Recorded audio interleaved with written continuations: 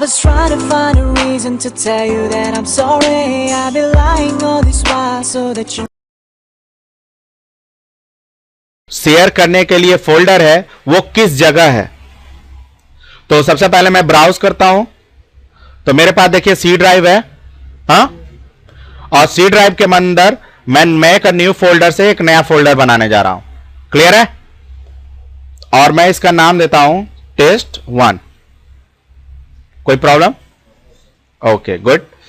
और यहां से सेलेक्ट करेंगे, सेलेक्ट करने के बाद ओके, तो ये देखिए सी ड्राइव में test1 नाम का फोल्डर बन गया। और फिर हम लोग क्या करेंगे, नेक्स्ट। नेक्स्ट करने के बाद ही आपके सामने आ गया क्या, NTFS परमिशन। अगर आप चाहते हो NTFS परमिशन सेट करना अपने अकॉर्डिंग, तो आप कहेंगे यस पर क्लिक कीजिए और अपने NTFS परमिशन को एडिट करिए। तो जैसा आप चाहते हो अपने यूजर को परमिशन देना, आप अगर यूजर को फुल मॉडिफाई का देना चाहते हैं या फुल कंट्रोल का देना चाहते हैं, तो यहां देखिए बाय डिफॉल्ट क्या है कि हमारा यूजर सिर्फ इस फोल्डर को खोल सकता है और उसके अंदर के कंटेंट को रीड कर सकता है। क्लियर है? लेकिन आप चाहते हो कि मॉडिफाई कर पाए, फुल कंट्रोल करना पाए, तो आप यहां से चेंज कर सकते हो। ठीक है, बट राइट नाउ मुझे कुछ नहीं करना है क्योंकि इसको मैं बाद में देखूंगा, तो इसीलिए मैं क्या करूंगा, no, don't change the NTFS permission. Clear है? फिर नेक्स्ट। नेक्स्ट में ये देखिए, ये चेकआउट करेंगे हम लोग SMB प्रोटोकॉल, क्योंकि मैंने अभी भी बताया कि माइक्रोसॉफ्ट के क्लाइंट, जब किसी माइक्रोसॉफ्ट के क्लाइंट को कोई भी फोल्डर शेयर करता है तो वो SMB प्रोटोकॉल के थ्रू होता है। तो आपको यहां पर चेकआउट करना पड़ेगा। ठीक, और उसके बाद अगर आप चाहते हो कि मेरे सी ड्राइव में test1 नाम का फोल्डर बना हुआ है और अपने नेटवर्क में उसे किसी दूसरे नाम से अगर आप शेयर करना चाहते हो, तो आप क्या कर सकते हो, यहां पर उसका नाम चेंज कर सकते हो। बट मेरे केस में अभी मैं इसका नाम यही रहने देता हूं। क्लियर है? और यहां देखिए एक ऑप्शन ग्रे आउट है जिसका नाम है NFS। NFS का फुल फॉर्म होता है नेटवर्क फाइल शेयरिंग। क्या कहते हैं? इस फीचर का तब हम लोग यूज करते हैं जब हम लोग को किसी यूनिक्स प्लेटफॉर्म के, मतलब लिनक्स का क्लाइंट हो और माइक्रोसॉफ्ट के सर्वर डेटा क्या कर रहा है, शेयर कर रहा है नेटवर्क में। अगर यूनिक्स के क्लाइंट भी चाहते हो आप एक्सेस करें वो, तो उसके लिए मुझे क्या इंस्टॉल करना पड़ेगा, NFS सर्वर, जो कि अभी मैंने इंस्टॉल नहीं किया। अगर इंस्टॉल करेंगे तो ये ग्रे आउट हो जाएगा। अरे ग्रे आउट से इस तरह जो है उस तरह आपको ऑप्शन सेलेक्ट करने के लिए मिलेगा। क्लियर है? तो अभी मैं SMB करता हूं, उसके लिए नेक्स्ट करने के बाद यहां देखिए आपके SMB की सेटिंग। SMB की सेटिंग में है क्या कि आप बहुत सारी चीजों को सेट कर सकते हैं। जैसे आप चाहते हो कि हमारे ऑर्गेनाइजेशन में हमारा test1 नाम का फोल्डर जो शेयर किया जा रहा है वो हमारे ऑर्गेनाइजेशन में सिर्फ 10, 20, 30 यूजर ही एक्सेस कर पाए, मतलब एक लिमिटेशन में ऐड करा दो, तो आप यहां से ऐड करा सकते हो। ऐड कराने के लिए कहां जाएंगे, एडवांस, और यहां देखिए यूजर लिमिट है, और यहां से देखिए मैक्सिमम अलाउड अभी है कि जितने मन करे उतने यूजर इस फोल्डर को एक्सेस कर सकते हैं। अगर आप यहां से नंबर ऑफ यूजर का मतलब 10, 20, 30, 5, 6, 8, 10, जितना भी आप यूजर को अलाउ करवाना चाहते हैं आप यहां से अलाउ करा सकते हैं। तो मेरे केस में इसे अभी नॉर्मली छोड़ देते हैं, अभी और इसके बारे में जानेंगे। Done, okay. और फिर नेक्स्ट करने के बाद ये हमारा है SMB का क्या, SMB का परमिशन, मतलब शेयर का परमिशन। ठीक है, मैंने अभी भी बताया कि दो तरह के परमिशन इंप्लीमेंट किया जाता है, एक NTFS का और एक शेयर का। ये जो SMB परमिशन है ये हमारे शेयर का परमिशन है। तो आप क्या करना चाहते हो, तो देखो बाय डिफॉल्ट क्या सिलेक्टेड है, all user and group have only read access. कहने का मतलब ये है कि सभी यूजर और ग्रुप को ये फोल्डर जो है रीड करने का परमिशन है। इसके अंदर जितने भी कंटेंट रहेंगे आप उसे ना तो क्रिएट कर सकते हो,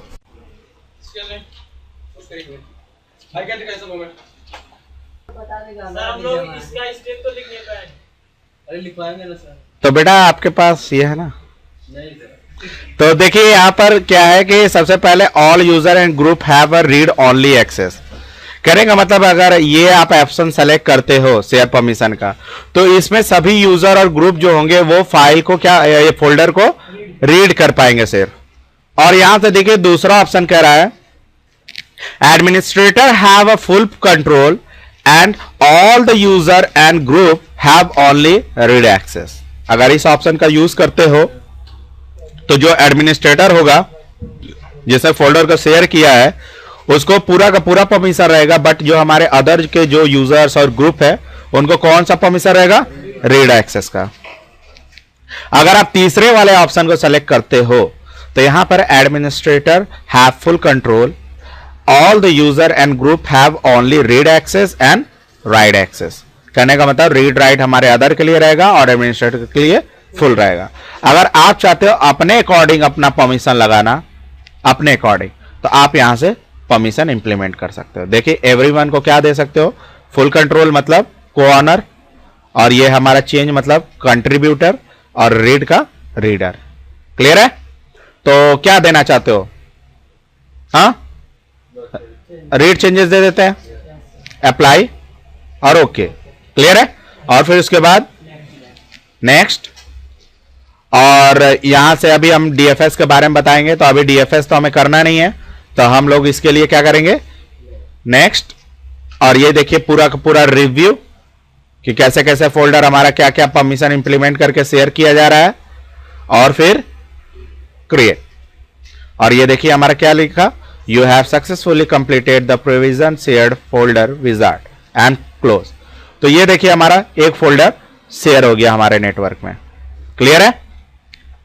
और इतना अगर आप नहीं करना चाहते कि इस तरह हम फोल्डर को शेयर ना करें अपने इन्वायरमेंट में, तो आप क्या कर सकते हो कि अपने ट्रेडिशनल वे का भी यूज करके आप फोल्डर को अपने नेटवर्क में शेयर कर सकते हो। और ट्रेडिशनल वो वे क्या है, माय कंप्यूटर पर जाइए सी ड्राइव के अंदर, और यहां देखिए एक टेस्ट नाम का फोल्डर जो है वो यहां पर शेयर्ड है कि नहीं, तो ये शेयर्ड है क्योंकि ये सिंबल यही रिप्रेजेंट करता है कि ये फोल्डर क्या है, शेयर्ड है। और हम लोग एक नया फोल्डर क्रिएट करते हैं जिसका नाम देते हैं test2। क्लियर है? और इसको शेयर करने के लिए आप यहां तो राइट क्लिक शेयर के ऊपर क्लिक कर दीजिए, या तो सेलेक्ट करके यहां पर देखिए शेयर है, क्लिक कीजिए इसके ऊपर। और इसके बाद किसको शेयर करना चाहते हैं, तो मैं एवरीवन को अभी करना चाहता हूं, ऐड। और यहां देखिए आप इसको शेयर का कौन सा परमिशन देना चाहते हैं, रीडर का, कंट्रीब्यूटर का, या को-ऑनर का। तो मैं कंट्रीब्यूटर को सेलेक्ट करके नेक्स्ट करता हूं और यहां से शेयर।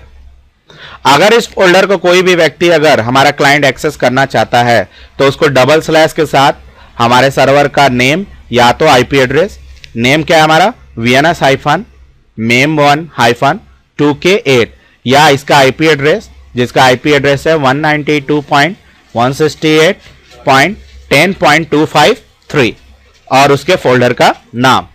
तो इस तरह हम लोगों ने ट्रेडिशनल वे से भी हम लोगों ने एक फोल्डर नेटवर्क में शेयर करना सीखा। तो आप देख सकते हो अभी यहां test1 ही शेयर है, आप इसे रिफ्रेश करो तो यहां देखिए test2 भी यहां पर शेयर हो गया। Have you got it all the things? हाँ, तो चलो अब टेस्ट ये करके देखते हैं कि हमारा क्लाइंट साइड इसको इन सभी फोल्डर को कैसे एक्सेस करेगा। क्लियर है? तो चलते हैं हमारे क्लाइंट पर। तो ये देखिए हमारे पास एक विंडोज 7 का क्लाइंट है, हाँ, जिसकी आईपी एड्रेस है 100। क्लियर है?